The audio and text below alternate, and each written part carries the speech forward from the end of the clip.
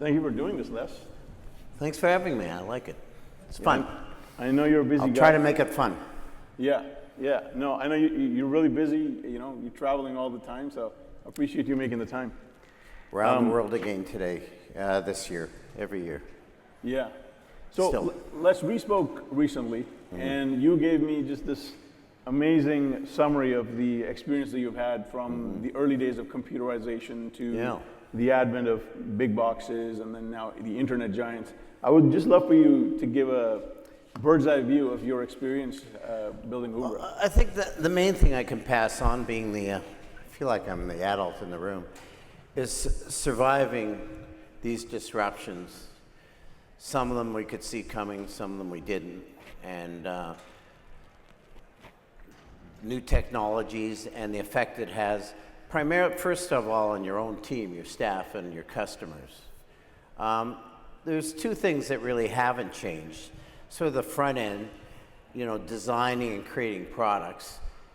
That's kind of the same process, more or less. It's become a little bit more sophisticated. And the end consumer, people bringing things home, whether it be a trash can or a picture frame, putting it on their wall, that is a constant, but everything in between has been disrupted many, many times. And first of all, it tends to, you have to deal with the way it freaks out your staff and then your customers, because I don't mean the end customers, I mean the in between the channels, the retailers, which have changed a lot over the years. And I think, and when I look back at who my competitors were, who else was in the field, I mean, 95% of them are gone. Either they're gone completely or sold or still being here, I think, is the main skill and story I have to tell. Yeah, I remember you mentioned that it was your accountant, I think, who quit her job over the computerization. Yeah, that was the first one. I started in the mid-'70s with another business, and my key employee, she was a star. Dana Webster, are you here? Hope not. Okay, so I can mention her name. She told me right at the beginning, she says, if you ever computerize, I quit. I mean, it seems like a joke right now, but it wasn't, and eventually in the early 80s, we computerized, and she says, I quit. And she ran out to her car, she says, I'm gone, and I went to her car, and she was crying, and I was almost crying with her. I said, come on, Diane, this is the way the world is changing. Why was she crying? About what? Well, she didn't want to leave. She was just stubborn. Well, what was so... She hated computers, she said. Well, of course, the next job she went to, she's computerized. And if you want to bring it to the present day, people that, the shock of COVID and that disruption, and a lot of people were started working from home, and we had to bring them back. And some key people said, I'm very productive at home, I don't want to come back to the office. I said, well, we're a design company, we're collaborative. I need an audience. And they said, no. So it's almost history repeating itself for different reasons. And of course, the disruption of the internet, good and bad. All of a sudden, it was all the prices and products that our customers were carrying was consumers could see them all and see all the prices, and how Amazon took advantage of that. And some of the big box retailers, our biggest customers, told us, if you sell direct to the customer or if you sell to Amazon, you're cut off. And they published that. The biggest retailers in the world. And we had to face that down. So there's a lot of that, that's happened in my career. I remember when we spoke, you mentioned that survival and longevity are two things that you've been really proud of. And just curious if you could talk about what's in the DNA of Umbra that has allowed it to sustain itself for 45 years. Well, I think we still love the product. Even yesterday we had a design meeting, and if you were there, you would have been really excited. You would have been really proud to see some of the ideas that are coming up. I don't think money alone would have kept me. And I started, I still am the major shareholder of a company I started in the mid-'70s. It didn't quite sustain me in the same way. And some of the products from that company, I see it in the AV group, the cases, the road cases that I brought, that whole technology to Canada and US. I see our products there, but it couldn't sustain me. After you make a lot of people, and that's fine, they build their companies, they sell them, they have investors, they move on to something else. I wanted something that would satisfy not only the business and strategic challenges, but also my creative juices, which were I missed from when I was playing in bar bands and doing that in the 60s and 70s. Yeah. Just curious, between the two ventures that you had, Umbra and the other one, TCH, what was the main reason why you remained with Umbra in the way that you did and you lost the passion for the other one? Was it the product itself? Well, they didn't need me the same way. It was basically, even though it dealt in kind of the entertainment business, and again, if you go back and see some of those cases, and we also own the phone company, the lines of cases, that sort of thing, it's basically the same products. Even though you'd think it was in the entertainment, the customers would welcome innovation. I can even remember the codes, the names of those products from 1977. It didn't really change. So because the products and the technology remained so much the same, it got a little boring for me. It's a very steady, profitable company. I think it does about 35 million, has been around that level for some years. Very profitable, but it didn't really, I don't think it really required me. So I could have moved over to Umbra, or I kept the company, but there wasn't a lot of newness to it that would keep me interested. Whereas Umbra, it's new things all the time and new markets. And the fact that we do original product opened up the whole world to us. We opened up first in US, of course, bought our own warehouse there, set up in Europe, moved people from here to Europe, to Amsterdam, moved people from Amsterdam to Sao Paulo, so opened up Latin America, moved people from Toronto to China, opened up China, our facilities, our manufacturing facilities there, and now in Vietnam. It's exciting. So I'm not sitting like a lot of my old buddies sitting on a cruise ship. I'm actually in these countries very involved in what's happening and very aware of what's happening. It makes the world a very exciting place, and I think it keeps me vital. Very interesting. Les, you're probably familiar, nowadays, a lot of entrepreneurs are chasing a quick exit. They don't have that same sense of longing for the craft. It's more so the door prize at the end. What would you say to entrepreneurs who are looking for an exit and that's on top of their mind? Well, my father was an entrepreneur, and I was the oldest son. I worked in his business. He had a very successful. He was, which is today the biggest door company in the world, and he sold it. He phoned me up when I was in college, and he said, you've worked at it. I won't sell it if you're interested in it. And it was awful what I said to him. I said, Dad, not only, and I'm not interested in the door business, I'm not interested in business, period. I mean, terrible.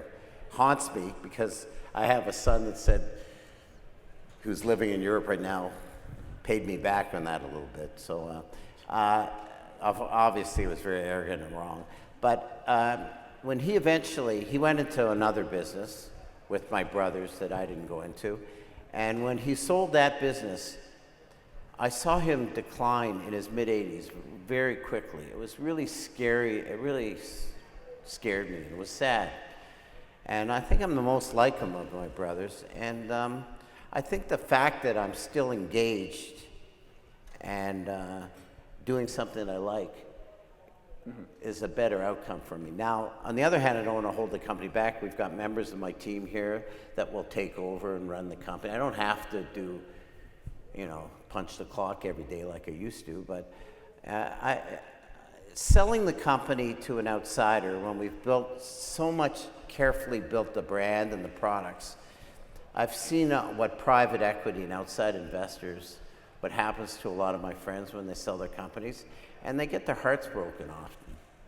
I mean, they get a big check, and I tell them, I said, you know, you took the big check, you know, too bad, it's so sad. They said, yeah, but I'm still depressed over it. So that's the other side of it. There's two sides, personal legacy and personal health and what I want to do and that. So maybe it's a little selfish, but that's what I'm trying to do. This way of thinking, you know, the long-term thinking, how does that factor into the innovation within Umbra, the strategy? Like, does that play a role in it? Oh, it's a huge role. And this being an Ecom conference, you know, just bringing home what that means to Umbra. I mean, we built the customer, our biggest customers that really grew the company, really grew it, were the specialty chains in the US, like Bed Bath & Beyond. I started selling them at the Houseware Show in Chicago in the early 80s. They said, we know nothing about hard goods, you write the order. We've got only about 6 stores. They went from 6 stores to 600 to 1,200. And we opened up all these departments, and now they don't exist anymore. And I would say basically, Ecom knocked them out. And now our biggest customers are Ecom customers, and the big A being the dominant one. So we've had to adapt very quickly. And Ecom being, I'd say, our biggest single customer. So that's a big change. And the way we go to market, it's not just putting stuff on the shelf. We have to digitally present our product. And I mean, it opens up the world in a way. It opens up competition too. It's easier for people to replicate us digitally. And we have to fight that every day too. Anyway, so that's changed things, my day-to-day routine. Umbra was a pretty mature brand before, you know, the E was even added behind the commerce. Yes. Can you talk a little bit about that time when you decided to go into e-commerce, and what would that look like for? Well, I don't even know if it was a decision we had to make. I mean, Amazon was making a major effect on the marketplace, particularly in the U.S. And some of our competitors said we're tried to resist it, you know, and under threat from the big boxes in the U.S. They told them that if you sell to Amazon, we're cutting you off, and it was a very serious threat. But they weren't guaranteeing us any security either. It wasn't like they said, oh, you can't sell there, but we guarantee your shelf space in these other places. But building a brand in stores with displays, shelf space, packaging, versus digitally on e-com space is a very different skill set, and maybe even a much larger investment, as your presenters showed right now. And really, it's bringing on future leaders of our company that are here today. The reason I'm at the conference is you invited them first, actually. They told me about it. And that transition is what we're going through right now. But at the same time, we're playing both sides. We're still doing a lot of bricks and mortar business internationally. And e-com's having a different effect. And also there's different, you know, there's Alibaba and JD.com in China, and there's different people in different markets. Amazon being the mainstay, of course, here. Secondarily, Wayfair and people like that. So it's learning how to deal with all those different customers, yeah. When you think about the brands that are in the, you know, low 7 figures in revenue, or maybe even, you know, 10 to 20 million in sales, most of them remain stuck in that stage. Very few brands actually break into the 9 figures and beyond. Sitting in your shoes, what would you say is the thing that mostly stops these brands from scaling that fast? Well, first of all, most of the brands that in our space, in the home space, tend to go specialized for obvious reasons in like one category, like there'd be a trash can or there'd be a kitchen category that they're very good in, or plastics or storage. Umbra's a little different. We're in 5 or 6 categories that were pretty equal strength. I mean, our biggest category, unbeknownst to most people, are drapery rods. Umbra, it's still the window space. We're probably the only brand in that space. But still half of our, big part of our customers, the big guys, because they're afraid of Amazon or brands, it's private label. So we do a lot of private label there too. So that kind of diminishes brand. But the fact that we are in 5 or 6 categories and have a brand presence in 5 or 6 categories is very rare globally. I don't know if, we do trade shows. We're doing one right now in Paris, Maison Auger. Next year it's in Frankfurt. That's our biggest shows. I don't know if any companies in our space that have brands that follow so many categories. And the reason we did it organically is because we opened up those categories in places like Pottery Barn and Bed Bath & Beyond, and trash cans. There was no design applied to trash cans until we made trash cans kind of cute and something you view as a design piece. Same with picture frames, same with drapery rods. So the fact that we could brand these items by putting design into it created an opportunity to create a global housewares brand. And fractally, actually, more brands that existed, like Braun, even the strength of Rubbermaid, are either non-existent or diminished during the time we're around. So there's actually less brands. And part of the reason is because of the fear of Amazon and Ecom, a lot of the big retailers have gone to private label brands that are either just kind of, they're not real brands, they're just house brands to avoid being compared to other retailers or Amazon. It's kind of a bait and switch thing. But there are some good private label brands, but very few, actually. Mm-hmm. A follow-up question on the multiple categories that you guys are in. I'm assuming you didn't start out being in 5 or 6 categories, No. right? Windows. Yeah. It was called Umbra Shades Limited. We'd only thought about making these paper window shades when we first started. So why do most competitors in your space not branch into multiple categories? I'm still trying to understand the... Well, there used to be a rule here, be number one in one area. Stick to your knitting. Don't try to spread yourself too thin. Be an expert in one area. But what happens if that category disappears? Like picture frames. Everybody used to have cameras. Remember a thing called cameras? And they took pictures and they took it to process and they put them in picture frames in their house. Our biggest category is picture frames. All of a sudden the space that the retailers offered in picture frames got decimated. All our biggest competitors that were many times the size of us, Burns of Boston, people, they wouldn't even remember, but there was a bunch of big picture frame companies, they disappeared. So they had big brands and picture frames, but they were just dependent on that one category. When that category disappears, they disappeared.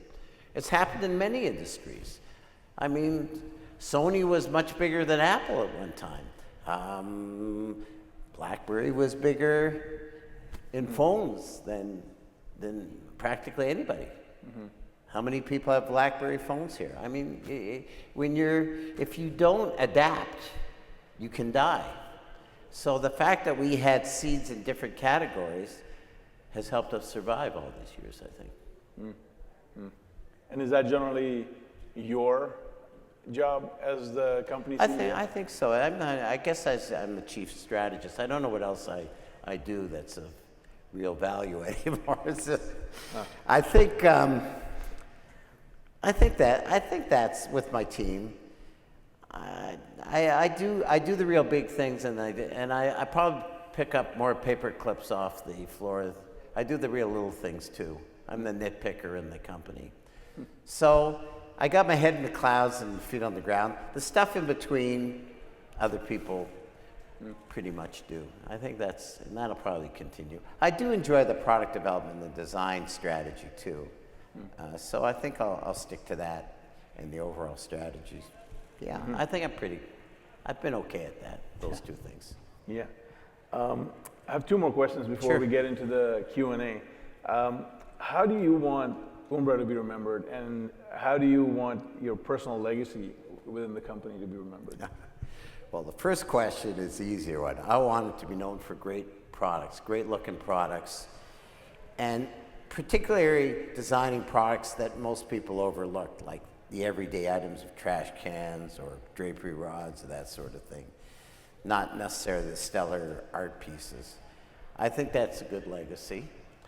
And for us, I mean, how many great brands, in particularly our areas, come out of Canada? We're still here in Toronto, you know? I mean, I'm going to wave the flag a little bit here. I know that's not a very Canadian thing to do, but I mean, this country's been great for me and my family. I mean, my grandparents came here as penniless immigrants, refugees, fearing for their lives.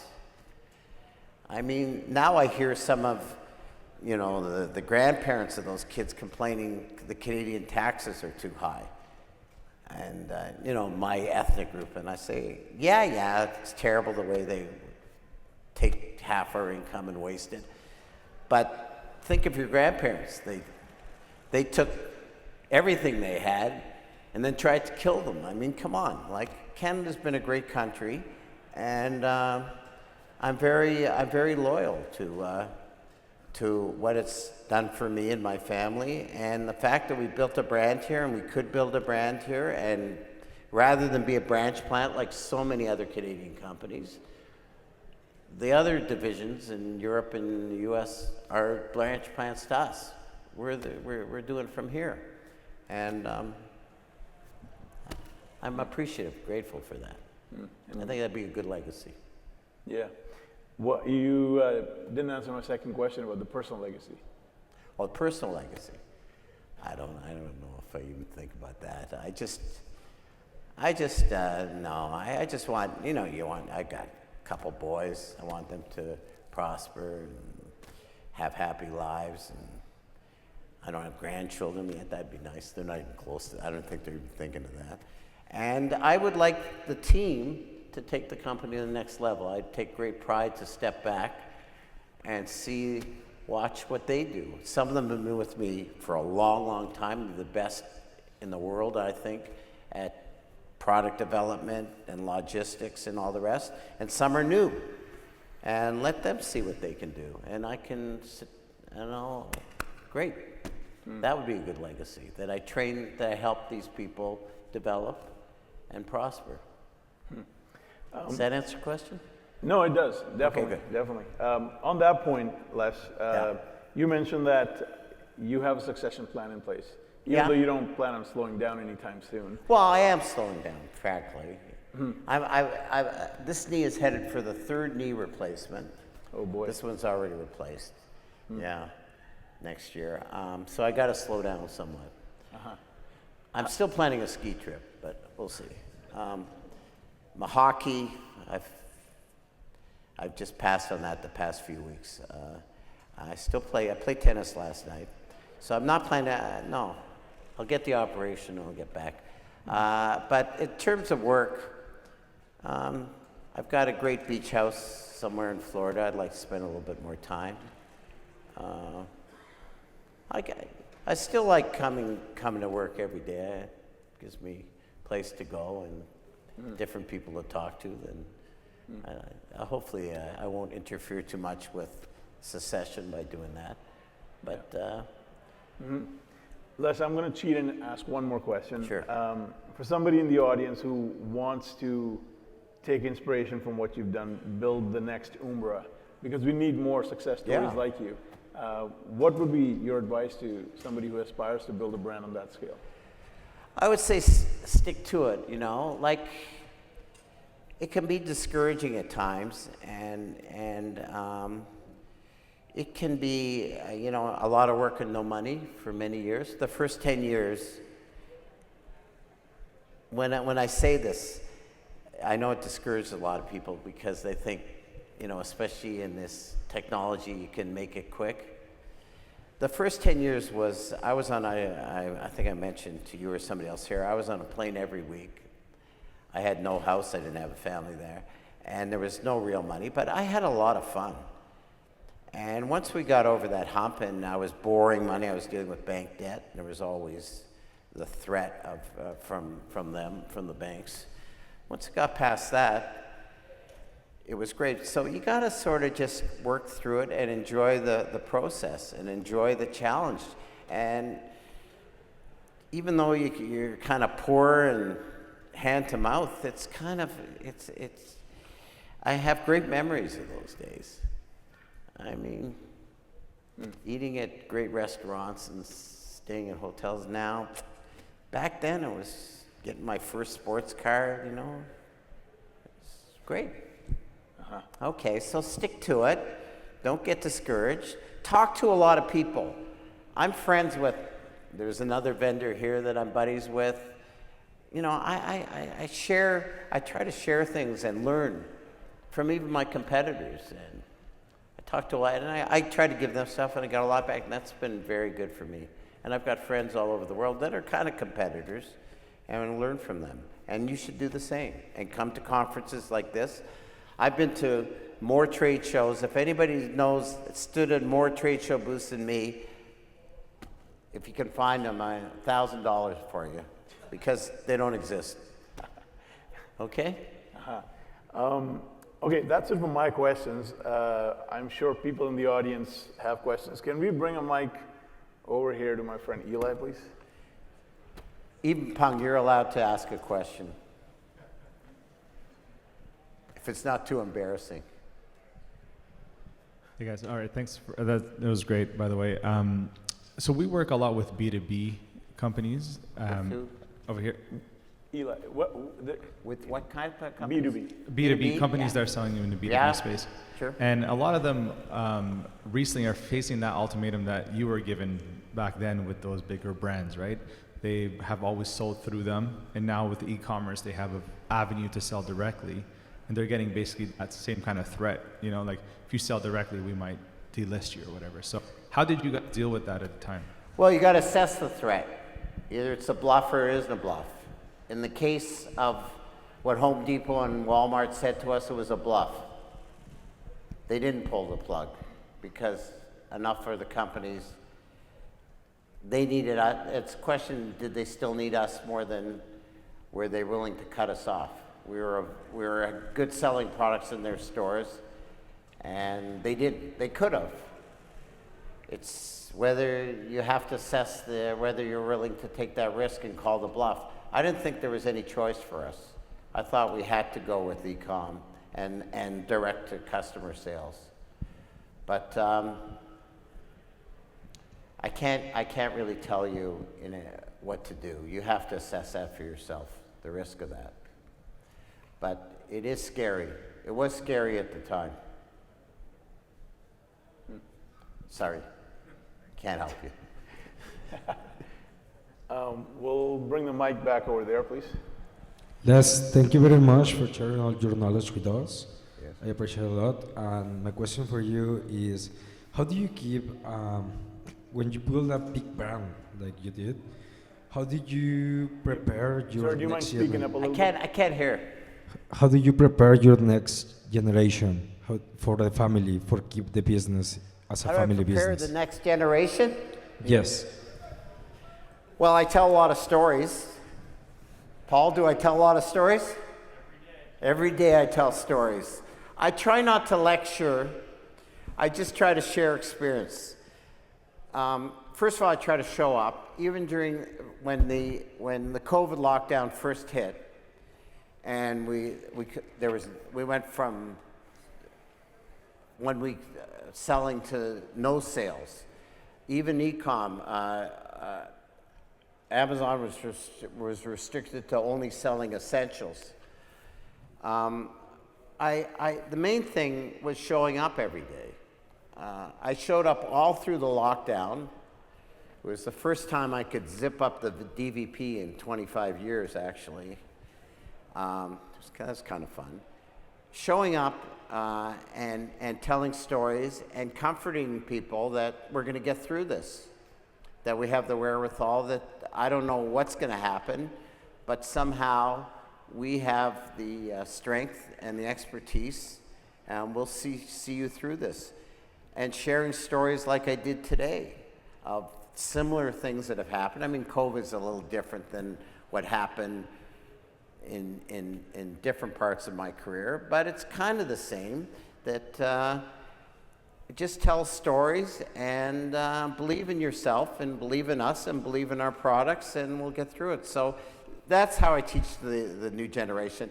I don't know how much really gets through. Everybody filters those stories to their own reality and what's important to them. But I think that even though most of the people, it falls on deaf ears, I think it gets through, enough gets through, particularly to my boys, that I can see that it's having some effect, and to the team at our international team, that when I tell these stories enough times, it does get through to the people. So today, before this conference, I went to our Umbra store at John Street, and I did just brand stories to our own staff, and I did it yesterday at our head office and the day before, to say, look, the most important thing you understand about our company is our brand, and this is what our brand stands for.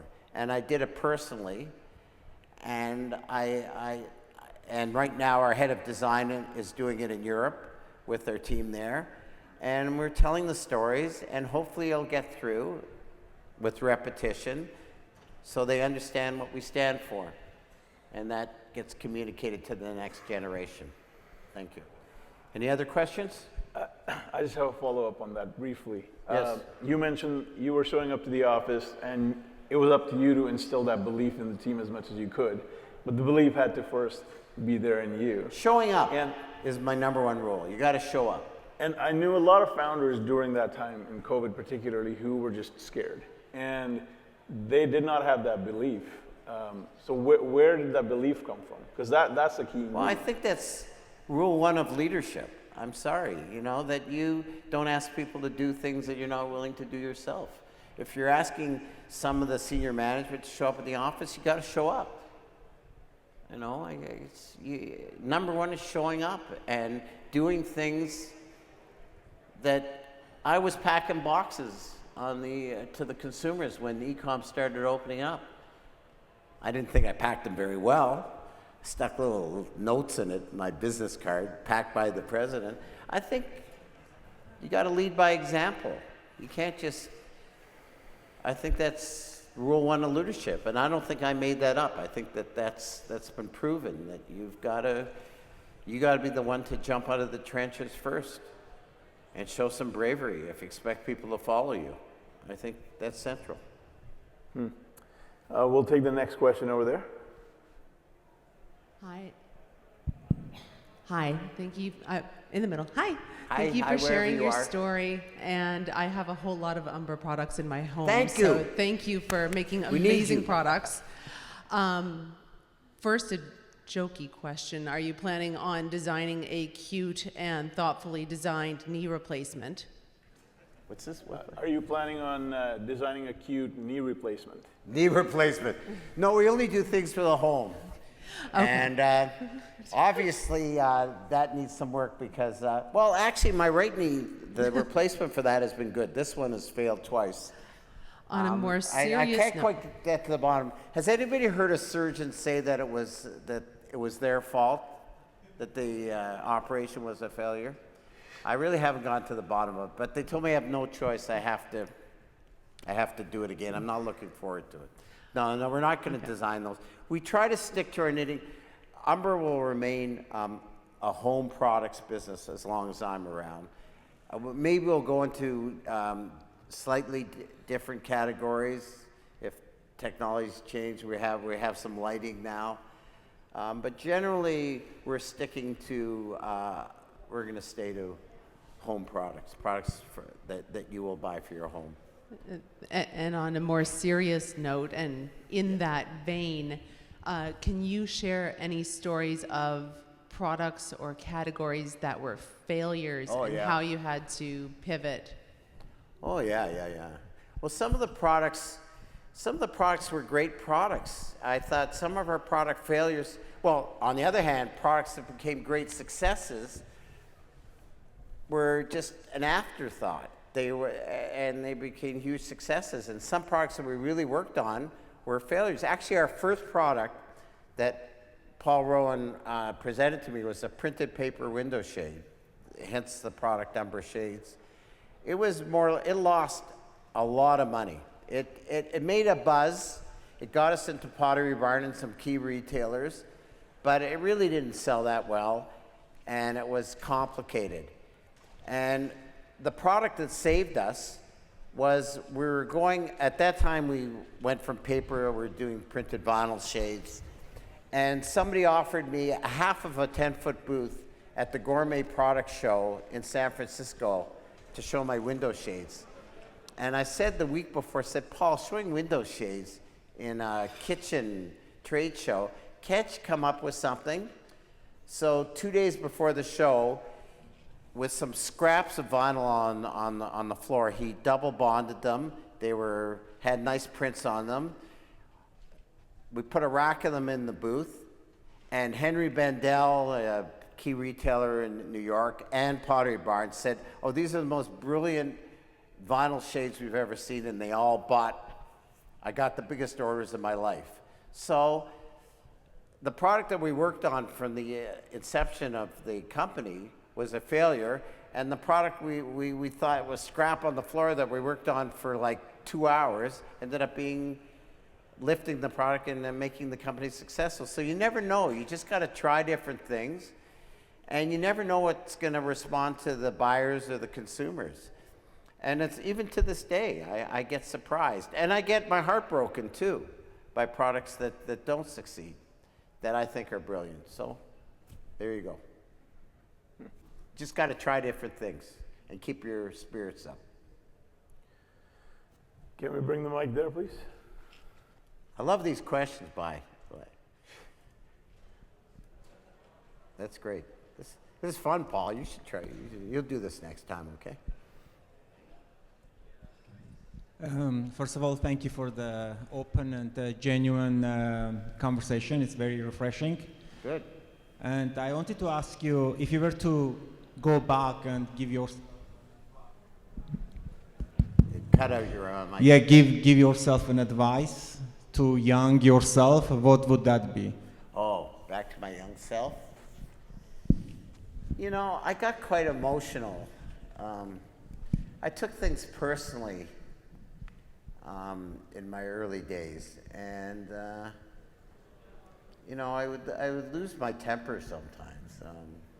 I guess out of fear or lack of just wisdom. You know, I don't think that happens too often. Paul, have I blown it in the office lately since your time there? I'm good now, but I wasn't so good. There were holes in the wall, me and Paul punching holes in the wall in the old office. So just to be more understanding and and don't take things personally with people. You never know what people have gone through at home or that day or in their lives. And just be a little bit more empathetic before you rush to judgment. And I would say that's what I tell my sons, and that's what I tell my employees. One lesson, I was always in a hurry to go to work, and kind of a fast driver, and I got stuck behind, this is in my early days, a car that was going incredibly slow, and I kept honking at him and get moving. When I pulled up beside, it was my grandfather. Said, "Hi, Pops. Just want to say hi." Since that day, I don't do that anymore. But it's a lesson to you that you got to you never know who that person is or what's going on. Just cool it. So that's to my younger self, the lesson to my younger self. Any other questions? Right here.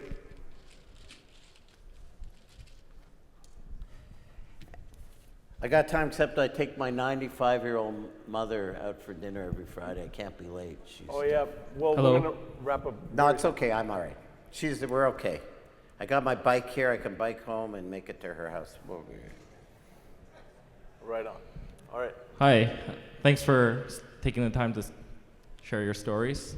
Sure. My question is, how has brand loyalty and customer loyalty and your employees' loyalty affected the longevity of your business? Well, again, somebody mentioned on the panel, if you heard before, they have a love-hate relationship with their retailers. Certainly that's true in our case too, but I don't have a love-hate relationship with our consumers, the people that actually take the products home. I think there's been a great amount of brand loyalty with consumers. I gotta say it's challenged by Ecom because people get fooled a lot. They can get easily fooled that they're buying Umbra product or something similar because they don't get to see the product physically so much when they make their choices of what to buy, brand or not brand. And it's made it a bit more challenging to maintain the brand in an e-com world, in the world not only of Amazons that don't necessarily respect brands, but the Shins and the Temus and the Alibabas, and it's been a constant battle. For retailers, a lot of them have turned their back. Target was one of our biggest customers, and now most of their products in their store are private label. They said, to protect us from being compared to other stores, we want you to private label, sell us the same product, but put our label on it. And it kind of breaks my heart to do that, but we do that.